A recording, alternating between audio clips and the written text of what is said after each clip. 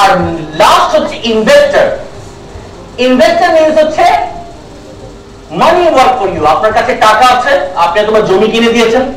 আপনার কাছে টাকা আছে, আপনি তোমার সিগালের মতো হোটেল কিনে রেখেছেন। আপনার কাছে টাকা আছে, আপনি তোমার অনেকগুলো গোল্ড কিনে রেখেছেন, এবং ওই টাকাটা আপনার জন্য টাকা আনতেছে। হ্যালো, রবার্ট কিওসাকি এখানে যেটা আপনাদেরকে বোঝাতে চেয়েছেন, রবার্ট কিওসাকি যেটা বলতে চেয়েছেন, এখানে দুই ধরনের লোক আছে।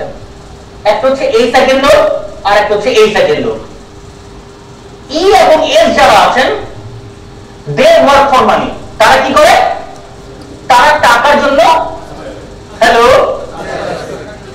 ই এবং এস ক্যাশ ফ্লো কোয়াড্রেন্টের ডান দিকে যেটা হচ্ছে ই এমপ্লয়ি, এস অর্থ হচ্ছে self employ, they work for money. তারা কিসের জন্য কাজ করে?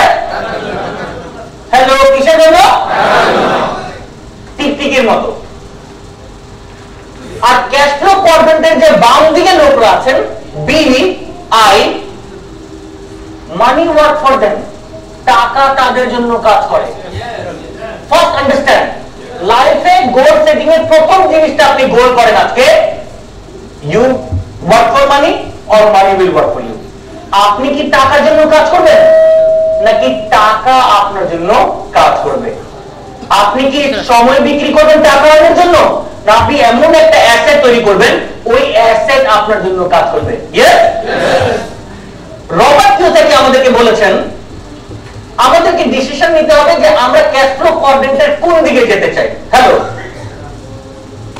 আমরা ক্যাশ ফ্লো কোয়াড্রেন্টের কোন দিকে যেতে চাই? আমরা কি এই ডান দিকে থাকবো ই এবং এস, নাকি আমরা বি এবং আই তে যাব?